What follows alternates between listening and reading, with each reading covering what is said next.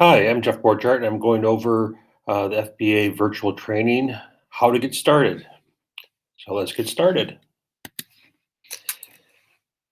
The FBA is part of a student's evaluation. It can either be part of a comprehensive evaluation or new to this year, FBAs can be done standalone. Uh, so you don't need to do the comprehensive evaluation.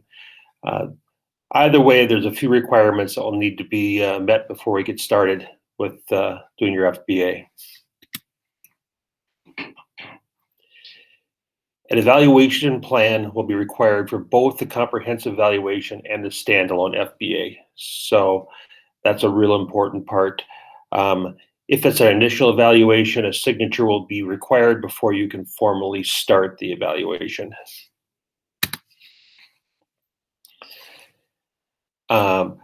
Like I said, the evaluation plan is required.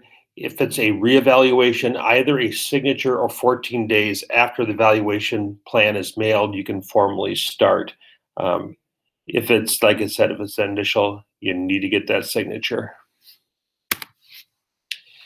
It's always a good idea to consult with your school psychologist or special education coordinator on any evaluation plan before you send it out to the guardian.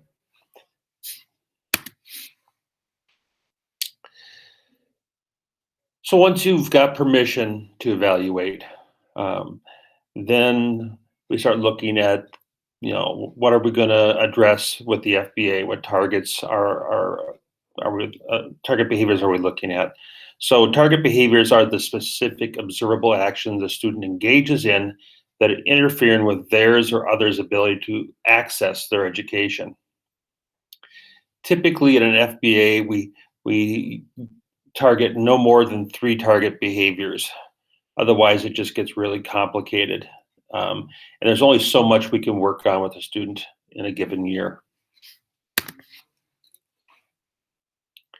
Okay. So how do we put it, strategies for putting together a list of potential target behaviors? You can ask those who spend time with the student, their teachers, paraprofessionals, parents, those who know the student well. You could go into the documents and review any incident reports. Is there any trends in regards to the type of behaviors that are problems in those incident reports? Or you can observe the student in the classroom to see what are they struggling with in the different classes that they have. If there are multiple behaviors to address, it's important that we prioritize which behaviors to include in the FBA.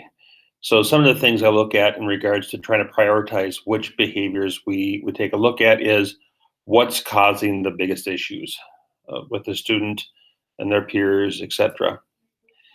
Another thing that you can take a look at is if I address this behavior, will the other behaviors go away? And we'll talk a little bit about that in a later slide.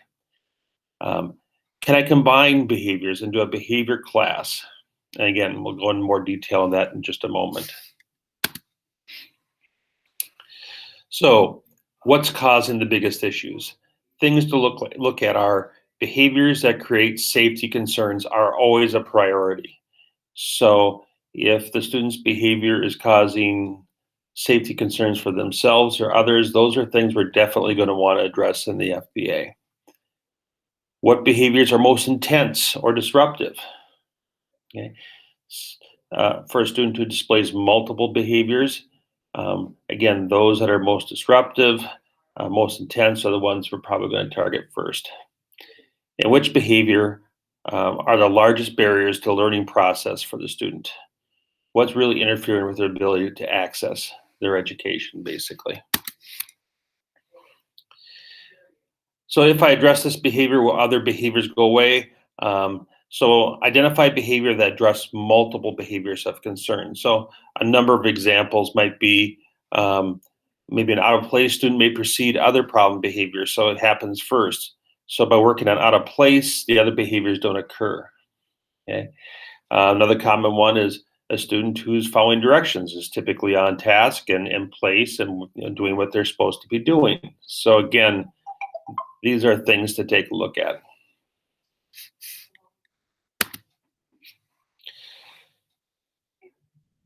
Can I combine behaviors into a behavior class?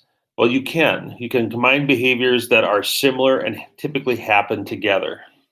For example, verbally making threats, name calling, screaming could all be combined under negative verbal interactions as long as you are clear in your definition of that behavior class. And that's it for this module. Talk to you later. Thanks.